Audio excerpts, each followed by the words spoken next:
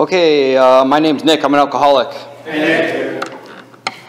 My sobriety date is April 11th, 2022, and by the grace of God and the Fellowship of Alcoholics Anonymous, I haven't had to take a drink since that day. My home group is the Monday Night Beginners Meeting Newfound Freedom Group. Meets here at 8 o'clock at the 1907 Club. I want to thank Cindy and this club for having me speak tonight. It's greatly appreciated. Very glad I'm able to speak to everybody here tonight. So the basic kind of AA format that I'll probably use is what happened, or what it used to be like, what happened, what it's like now. So I'm going to start talking about, kind of my early life coming up. I'm 30 years old, so I was born in 1993. I was born in Two Rivers, Wisconsin, just north of here. I was born into a good family, all in all, a really good family. So my childhood, I would say, was good. I really had no real issues with my childhood that I would say ever led me to where I ended up.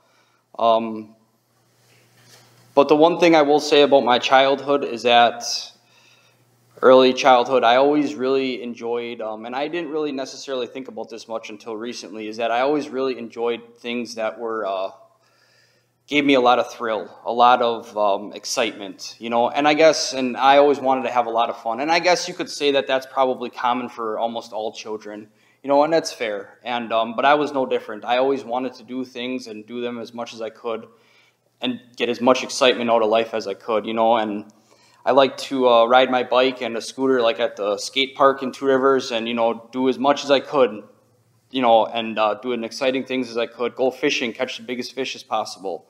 I loved climbing trees.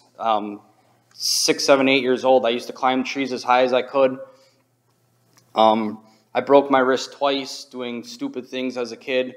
Once from on a scooter and once from when I was real young jumping on a swing set. So I was always kind of prone to the lifestyle of always wanting to do, not necessarily live life completely on the edge, but far enough on the edge where I would, enjoy life, I had a good relationship with my parents and also with my grandparents. My parents now own a flower shop in Two Rivers, and my parents lived on one side and my grandparents lived on the other side, all on the same block. So I was very close with my grandparents, and I adored my grandpa.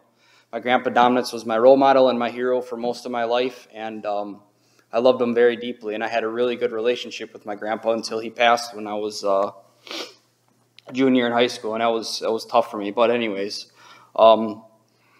I guess growing up, the one thing I also want to mention is my parents were pretty old school. They kind of forced a lot of, hard work upon me, instilled a lot of certain values upon me. And if you would have asked me that back then, I would have said that my parents were out to get me. They wanted to take all the fun away from me, that they wanted to, just make me dreary, whatever. But ultimately, my parents were just trying to look out for my best interests. I see that today. I didn't see that then. Obviously getting sober, my eyes opened to a lot of things.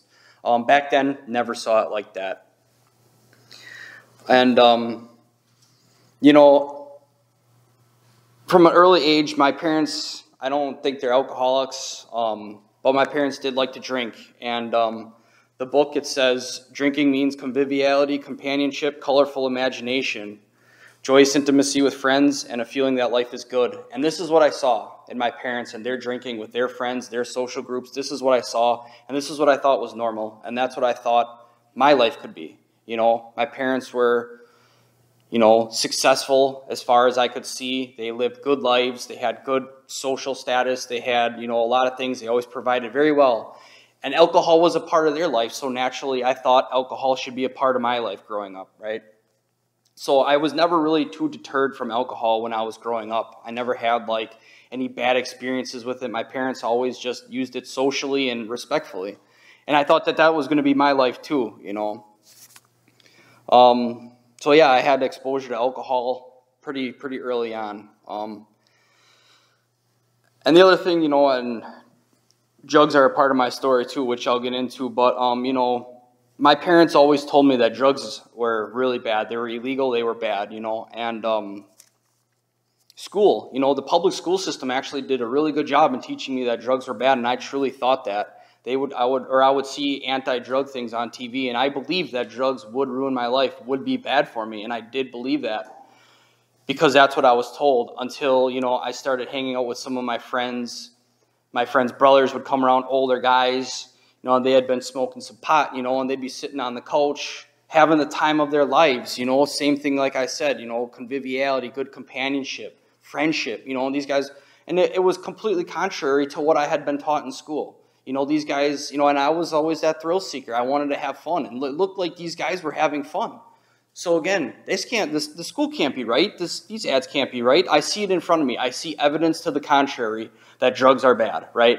Well, that's pretty naive thinking, but at the time, that's what made sense to me. So obviously, I was, pretty open-minded when it came to drugs and just about everything, and yeah, like I said, pretty good childhood. The only other thing I'll say is my dad kind of had a work hard, play hard mindset. You worked hard, you could kind of do what you want. Got good grades in school, I could stay out late with my friends, and there was a lot of give and take in my childhood as far as if I behaved, I could kind of do what I wanted, so I would always make sure I behaved enough so I, could skate on that line, and and then I kind of started dabbling around with alcohol pretty early, 14, 15 years old. Never really got a grip on me. Never really cared for it that much, and I don't remember my first drink per se. I do, but I don't, But what I do remember is the first time I smoked marijuana, and that was, I know a lot of alcoholics talk about the significant experience they have with the first time they drink alcohol. I have a couple of similar experiences, one with marijuana, and I was 15 years old, and it was amazing. It was joyful. I had a good time with my friends, and I did that for a while, not too often. Eventually, my parents found out, and they weren't too happy. They were pissed. So I changed my scenery, and I thought, maybe I'm not going to be like this. Well, almost 16, I started working at a restaurant, and a 16-year-old in a restaurant, it wasn't exactly the best social conditions there. Nobody's fault but my own, for doing the things that I did, but having an open mind and having things brought to my attention that you could do to, maybe be under the influence, and I did those things. I did prescription pills. I did over-the-counter cough syrups. I dabbled in a lot of stuff, and again, at the time, I just thought, hey, I'm going to work, I'm going to school, I'm getting good grades, like I deserve this, and I did. I did that for a long time, and I really enjoyed a lot of the things that I did at this point in my life yet. I was having a good time with my friends. I was working hard. Like I said, I was working at the restaurant, and it really wasn't too bad until I was a junior in high school, and then it got pretty bad. I was doing a lot of prescription pills. I was doing a lot of speed, but I was also doing some other stuff and drinking.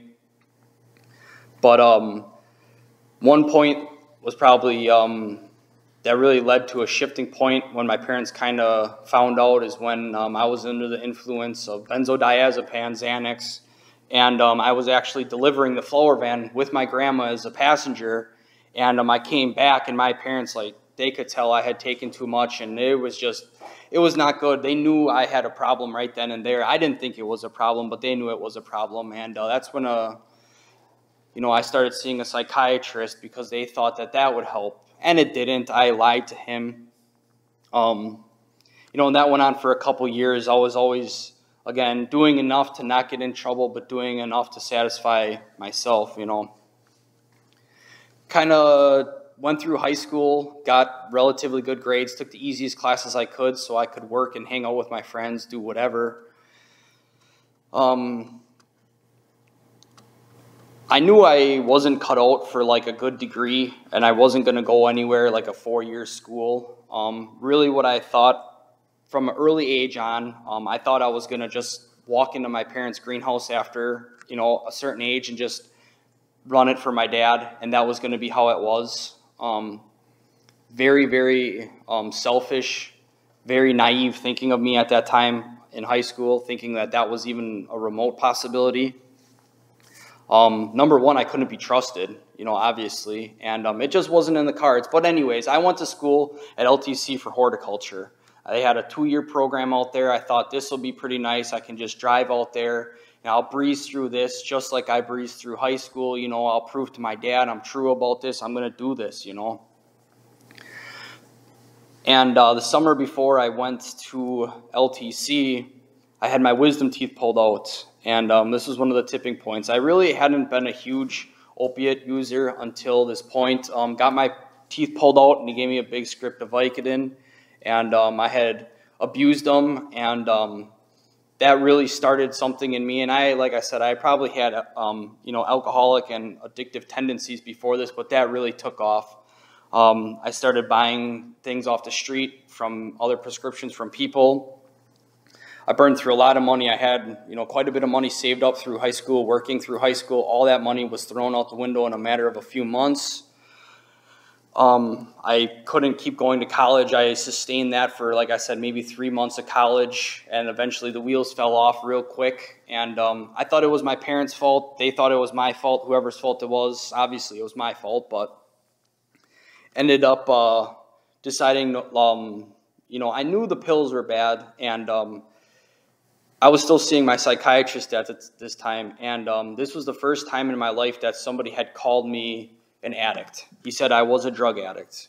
He said I was going to be a drug addict until the day that I died. He said no matter if you put any substance in your body, you're going to crave that substance, I don't know if those are the exact words he said. This was quite a long time ago. But a roundabout way, that's what he said to me. I do remember him saying, yes, you will be this until the day that you die. And those words didn't mean anything to me at that point. I didn't want to hear that. I didn't believe that. I was 19 years old, 18, 19 years old. That didn't make any sense to me.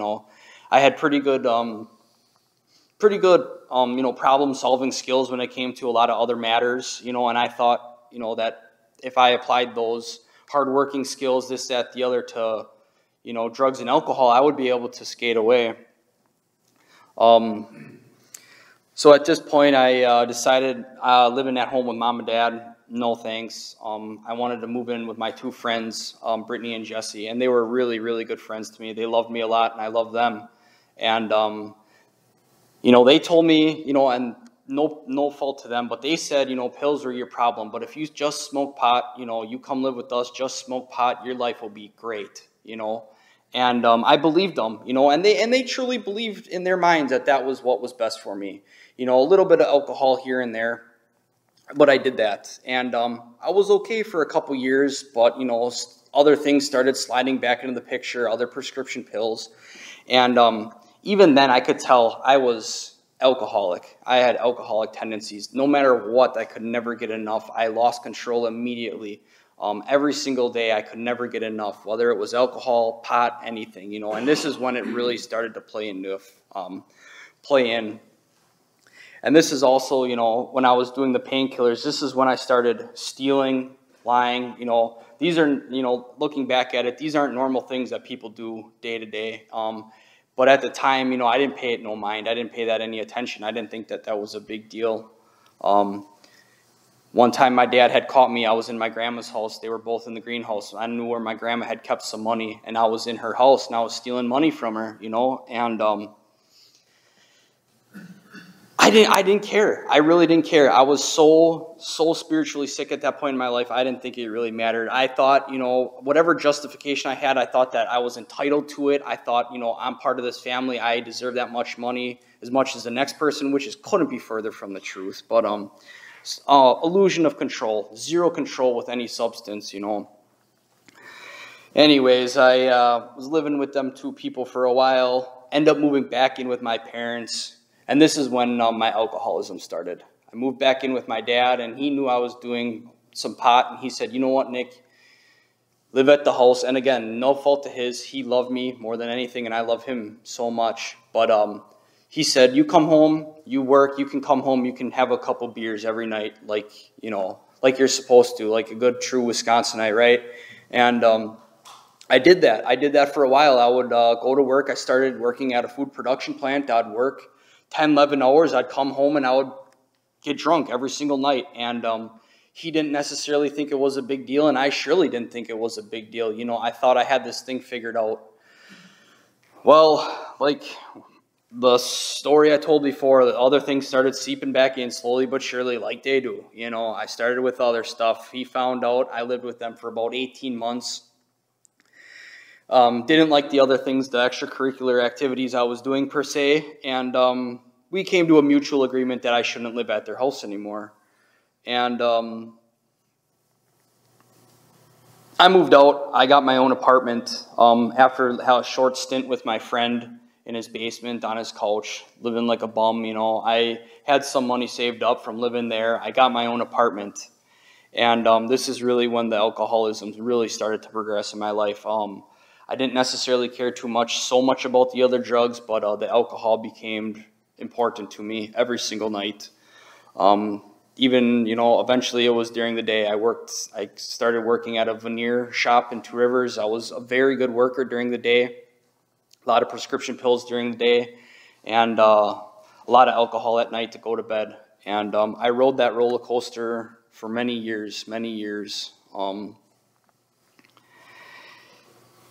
I started drinking less socially. You know, I still had a lot of fun with my friends, you know, at night, on the weekends, but even they could tell my alcoholism was getting out of control. Like I said, there was no control on most weekends, very little control.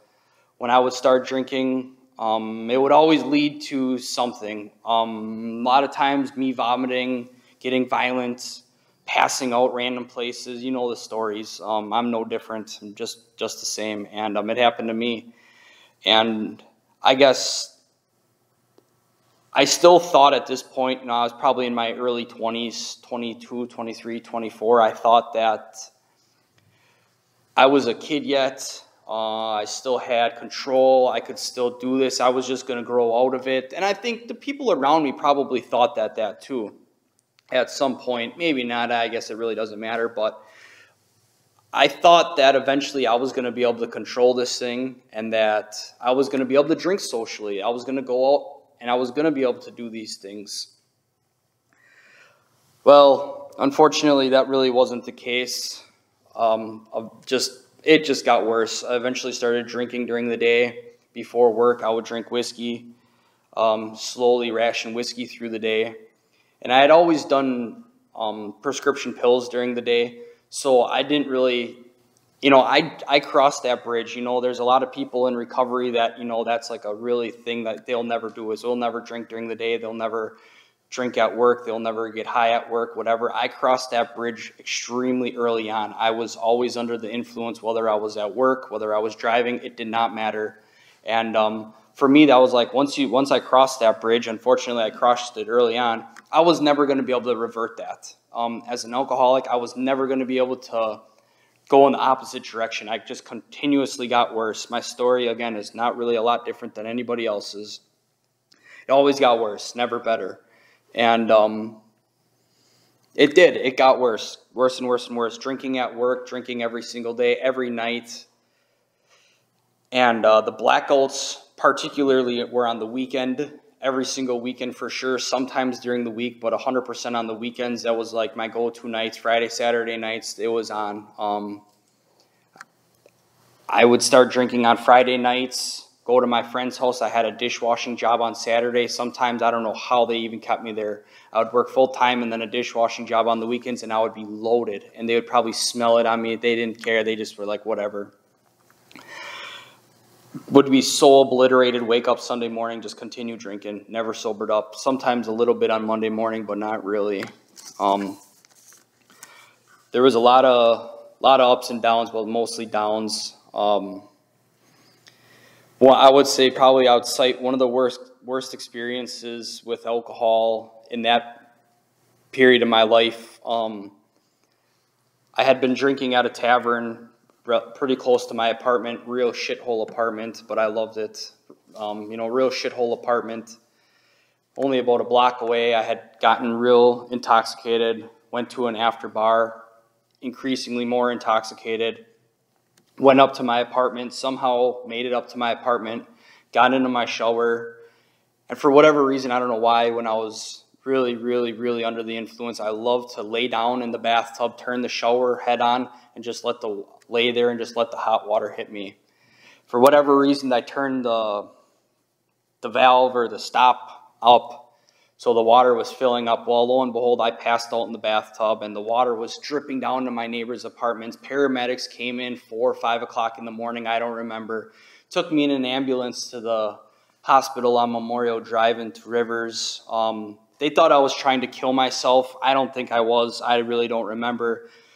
And they took me to a psychiatric unit, and this was like my first real institutionalized visit. Never went to jail, but this was probably the closest thing to it. It was an involuntary 72-hour hold. They thought I was trying to kill myself.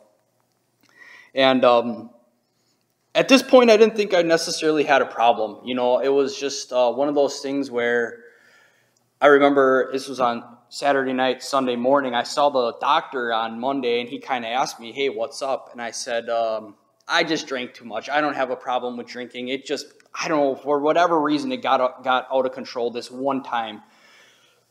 You know, this happened every weekend. It was just unfortunate that this particular experience happened this weekend, but ultimately I drank like that every single weekend and during the week sometimes.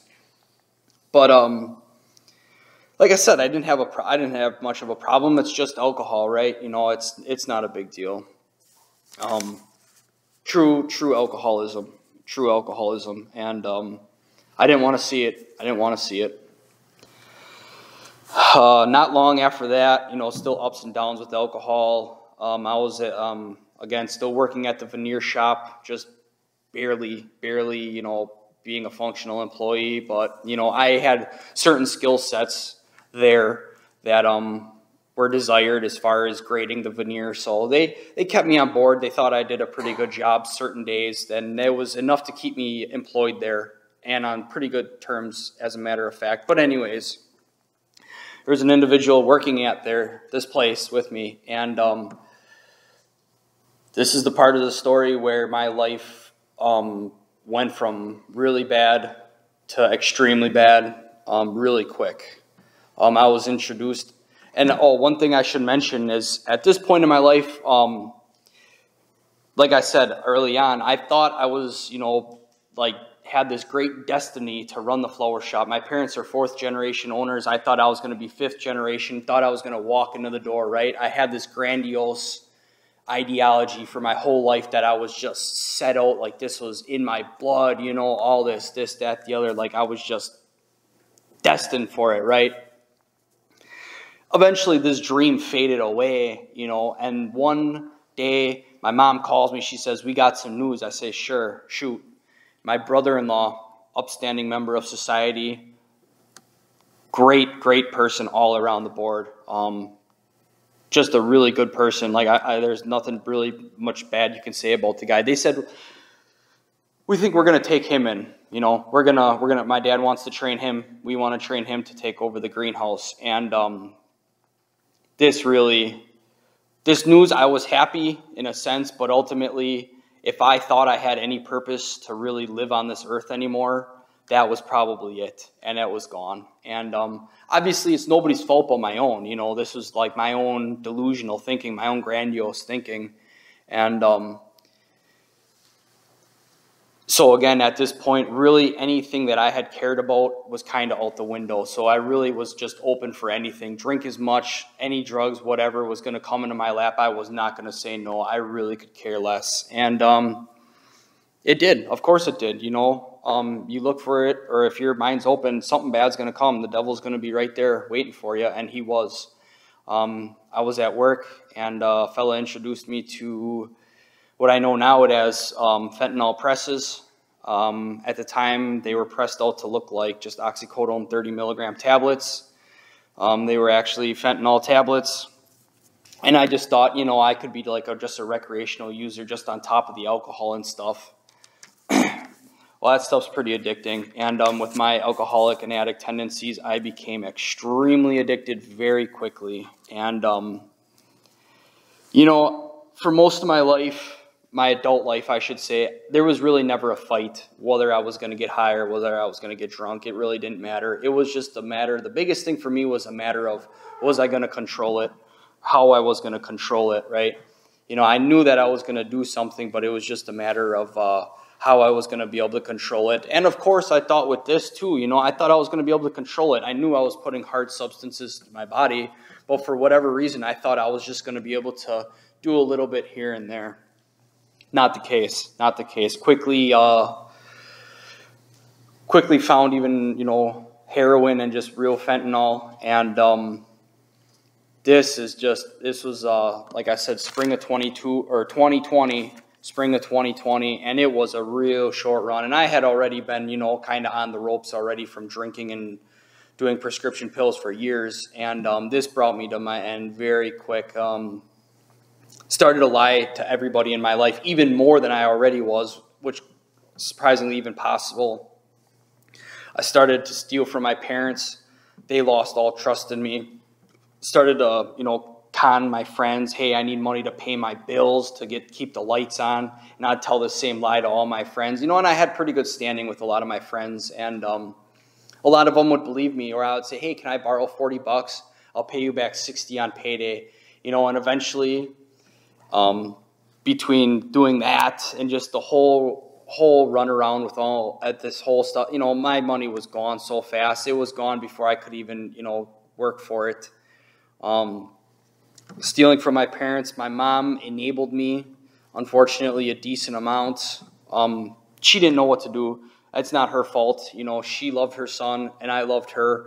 And I was manipulative. I would say, I don't have any money for food. You're just going to let me starve tonight, basically, you know. And what's a loving mom going to do? She's not going to just send, oh, piss on you, you know, have fun, you know. No, my mom would look out for me. And I think she knew deep down what the money was using for, but she didn't want to see me like that. And I didn't care. I was so spiritually sick. I didn't care. I knew what I was doing. I wasn't stupid. I knew the guilt. I had the guilt, but the only thing that was going to make it better is drugs and alcohol. And the wheels fell off pretty quick. It really didn't take too long before, like I said, all the bridges were burned, you know. And eventually one of the heads was spring-ish 21.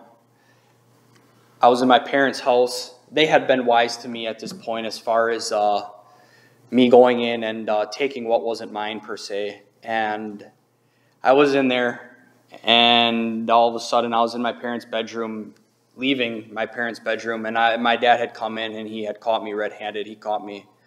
And I thought, oh, shit, here goes my ride, you know, what am I going to do? And he immediately talks about, you need help, son, you need help, you need help. Well, I didn't want to hear that, you know.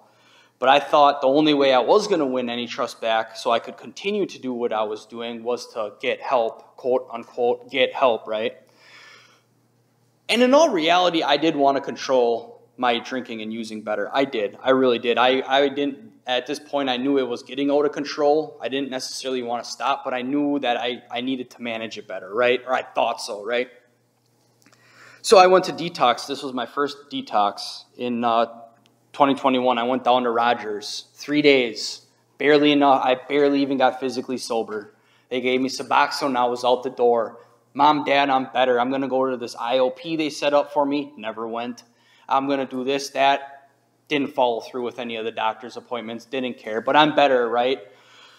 Well, they knew I wasn't better. Everybody in my life knew I wasn't better. But, you know, I thought that was going to, you know, turn the tides. I thought I was going to manage it better. Nope.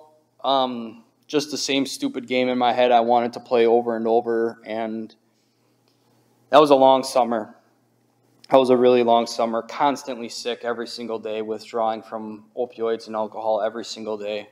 Every single morning, the same thing. What am I doing with my life? How did I get here? What am I doing? What am I doing? How am I going to get through today? If I can just get through today, just please let me get through today. Sick every day. Somehow let me get enough money today, you know. Sick. hopeless, starting to feel very, very, very hopeless at this point. A lot of weekends I would get very intoxicated. I was a daily drinker and user, but still, for whatever reason, I was still a very, very hard drinker on Friday and Saturday nights. And on the weekends when I would be drinking very, very excessively, I would get very suicidal, or I would talk suicidal to the people that were around me. And I would say, I want to, like I said, I love my grandpa, and I still to this day love my grandpa, and he's, upstairs, and I would just say, take me away. I'd have a knife wanting to cut my wrist, saying, I want to go home and see my grandpa. I was at my wit's end, because I knew the next morning I was going to wake up and the madness was going to be on me once again. And I knew the next day I was going to wake up and the madness was going to be on me again. I knew it, and there was nothing I could do about it. There was really nothing at that point that I thought that I could do about it. At some point, I guess I thought, this is the way it's going to be for the rest of my life. There might be some ups and downs, but eventually I'm just going to, just live out in misery in the shithole apartment, poor vehicle, barely running vehicle, that I had, helped my dad help me finance. Anything I had on was on credit, on tick. Nothing was my own. It was all by either my friends or my family at this point in my life. Very, very, very sad, hopeless condition for me. Well, I guess looking back at it now, there was a couple jumping off points for me that really set me over the edge. Number one was my mom. She didn't give up on me, but she gave up enabling me for whatever reason. I don't know if she was actually financially exhausted. I don't think that was the case, or maybe my dad had caught on to what she had been doing. But, my little scheme I had, Mom, I need some money, and, just enough to get me by each day, my rations or whatever. She said, Mick, I don't have any more for you. She said, no, I'm sorry. I got nothing left. Oh, there's no more. What? And I thought, how in God's name am I going to get by now? And that scared me. That fact scared me. And I still hustled, and I struggled for a little bit while longer. And I guess another real big jumping off tipping point here for me was that fall of 21. My Uncle Jerry, it's actually my dad's uncle. So my great uncle, but he's my uncle, and one of the nicest, most amazing people this world has. No matter how down I was, he still looked after me. He said, you want to come to a Packer game? He's got season tickets. He invited me to go to a Packer game with him. He invited me to a lot of sporting events.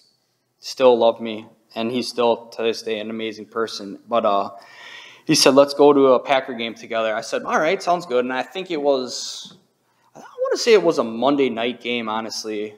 Monday or Sunday night. I remember it was a night game.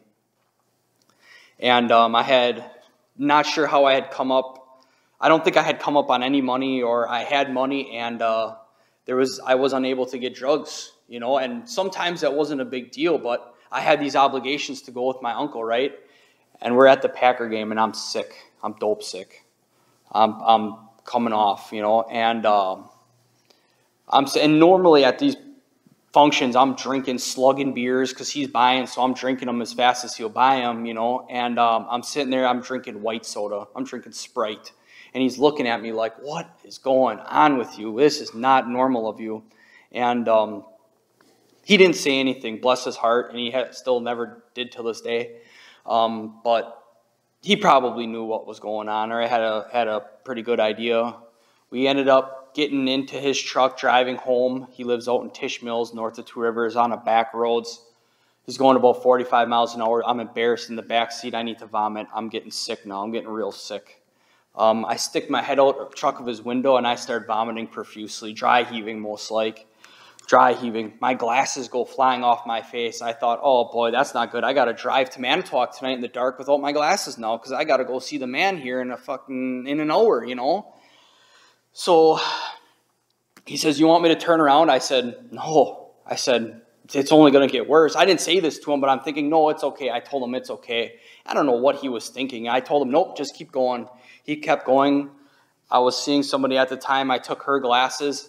I kicked her out. I said, I'm gone. I drove to Manitowoc with somebody else's prescription glasses, sick all the way. But you know what? I got there, and afterwards I thought, what is going on? Once again, one of these moments of what is going on in my life. This is not good. I can't keep going like this. Bad summer, bad fall, needed help. Was at work one night. Sick, no money, same old, same old. I don't know if there was, a door opened a little bit of crack, little bit of hope here.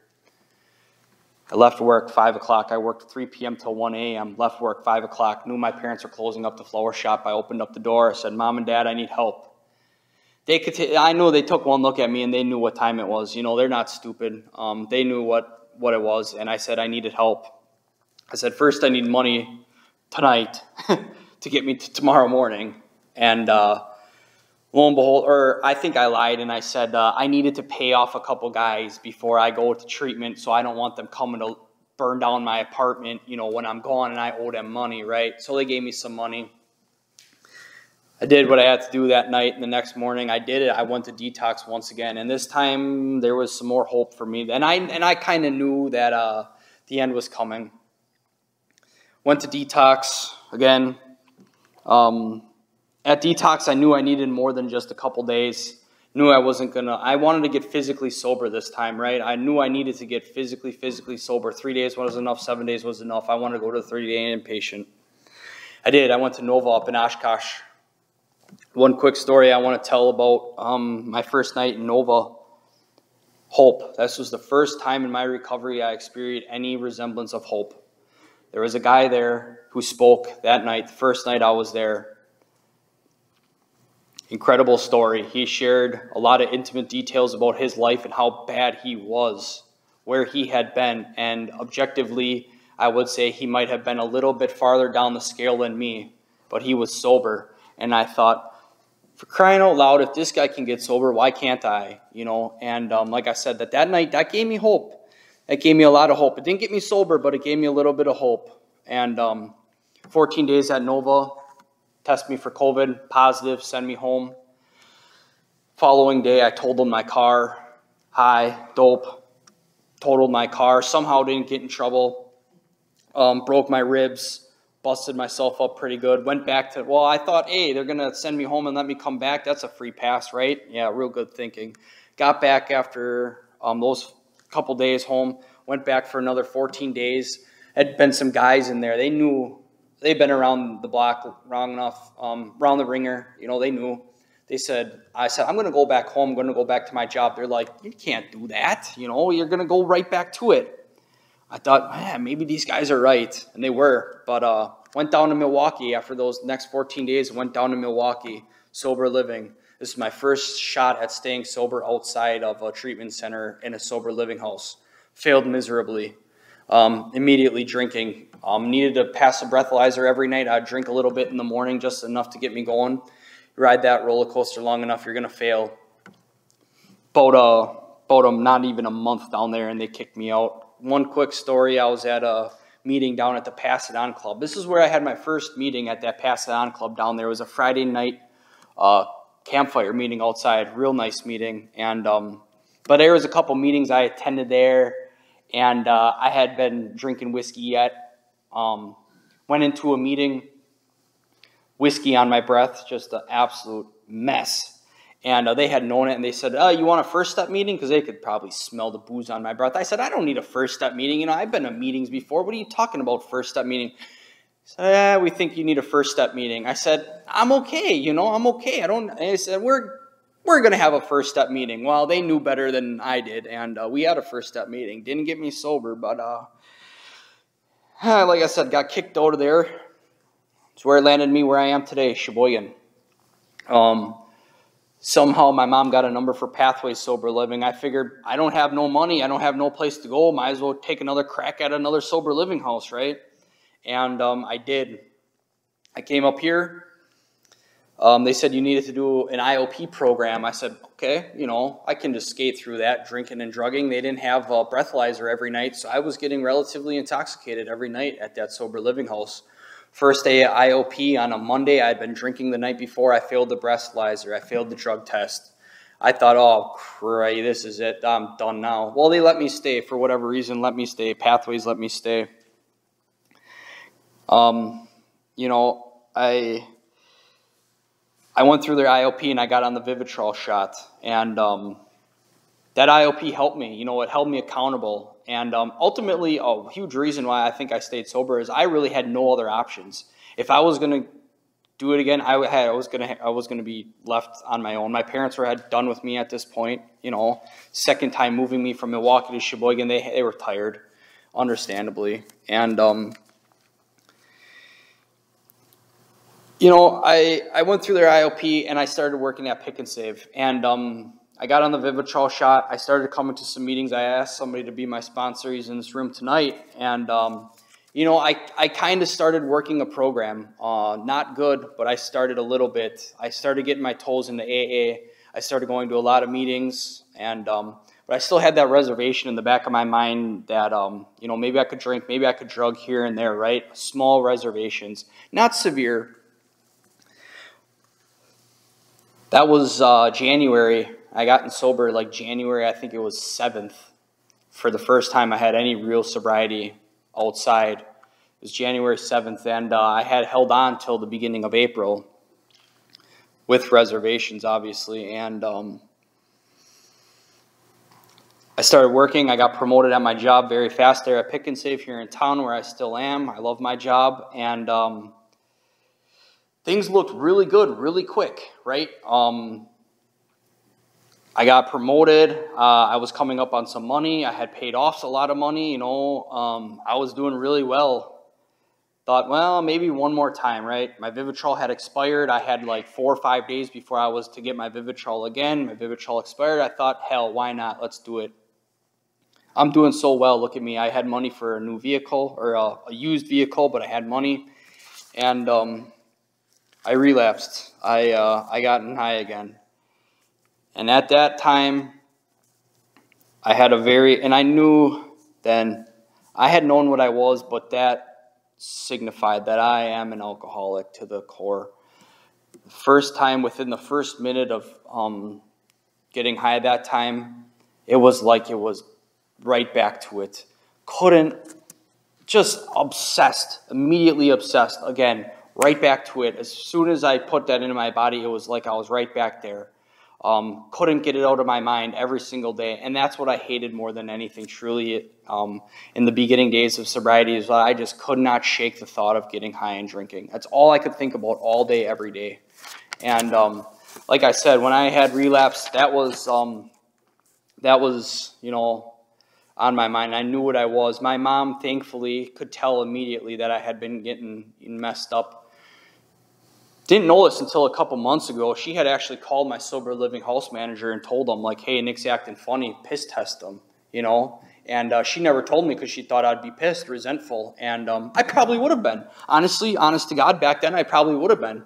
But she waited long enough to tell me, where I had a little bit of, you know, sobriety under my belt, where I handled it with grace and I understood. And I'm grateful, more than grateful today that that's what she did, because I'm here today because of that.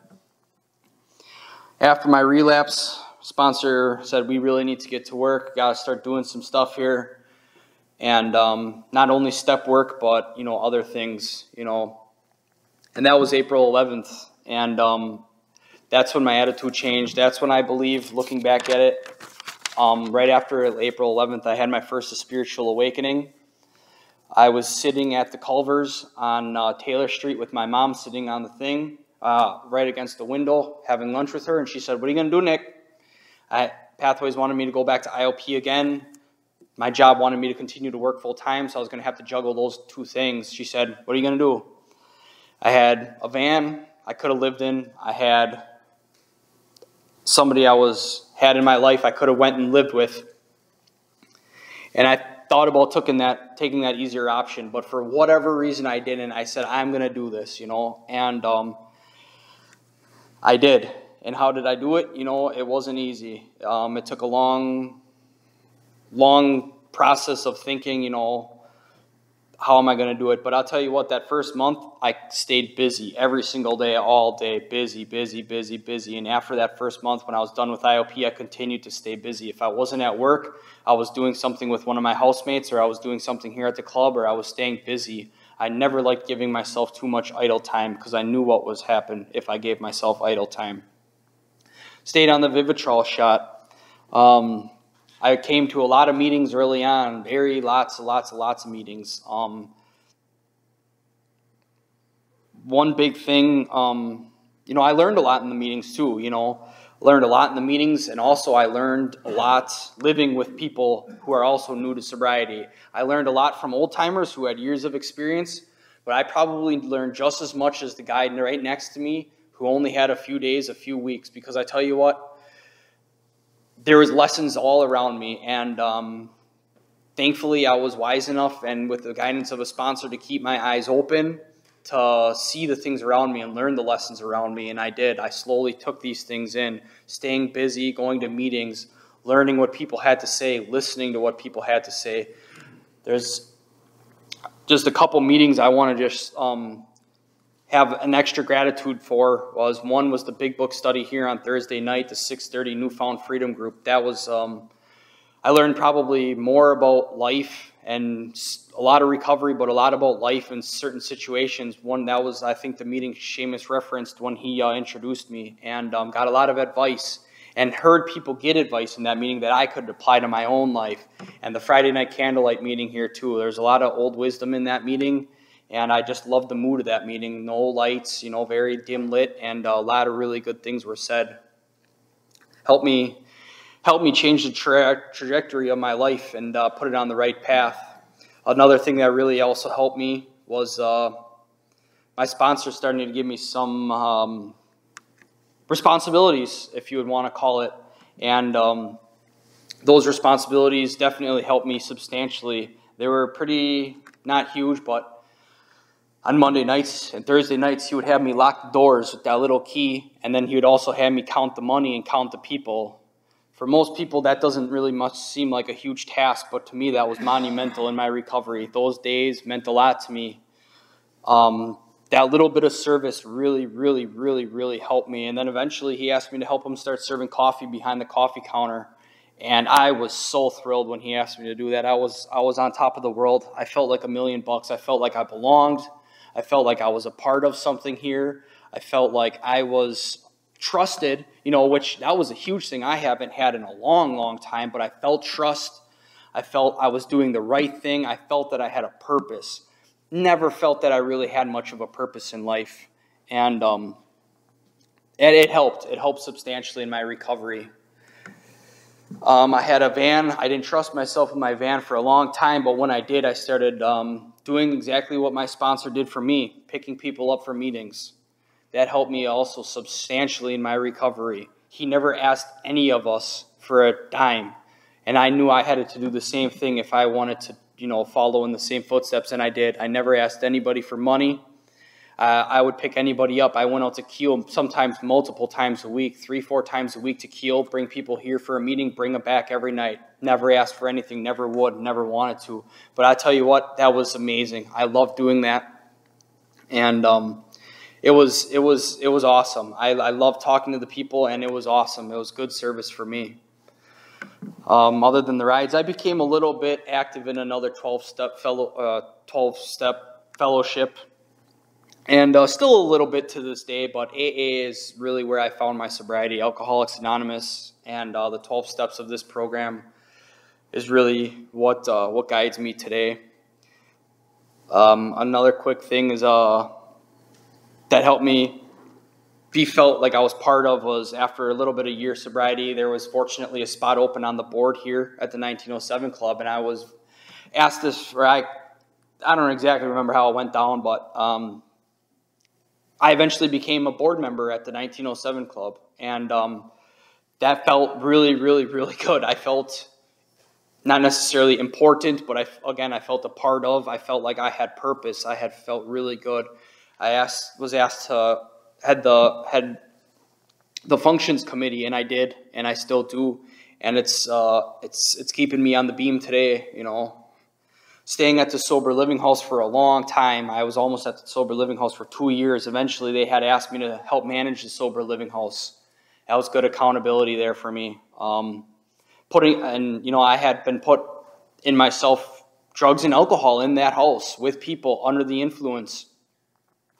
And I would just pray every single time to my higher power, my God, that please, let me handle the situation. There was a couple real tough situations at the sober living houses that I had to deal with, but because of this program, hey, I handled them situations just fine with the help of God, and it kept me sober those days, I'll tell you that much, and because I saw what I didn't want to be, and I knew I could be right back in those shoes if I didn't do what I needed to do. Still go to, a few meetings a week, couple meetings a week. Still here at the club on the board. The biggest thing today is I'm just trying to balance it all. I've started a new relationship, not so new, but started a relationship with somebody and trying to balance working full-time, working recovery full-time, and having a full-time relationship is definitely an obstacle that I have never experienced in my life. Normally it was always one speed, and it was alcohol and drugs, and that was the only standard I had. That was my only full-time job. Everything else was secondary. That's not it today. I got a lot of things I got to balance in my life, but through this program, I can balance the things, and I'm forever grateful today. I'm forever grateful today. Very happy where I am today. Wouldn't trade it for anything. I had a lot of tough times, real lot of tough times in there, but you know what? It is what it is. I don't regret nothing. I don't shut the door on nothing. So I guess the only thing I got left to say is the two hopeful takeaways that I tried to shed light on tonight. Number one, there is hope. For a long time, I didn't think there was hope. I was very hopeless drunk, a lot of problems. I didn't think there was hope, but there is hope. There's hope for me. There's hope for everybody if you want it. And the other takeaway, last takeaway, is that this program has given me a purpose for life. Not only to help others, but for myself, my family, to be a good person to my family and to my loved ones.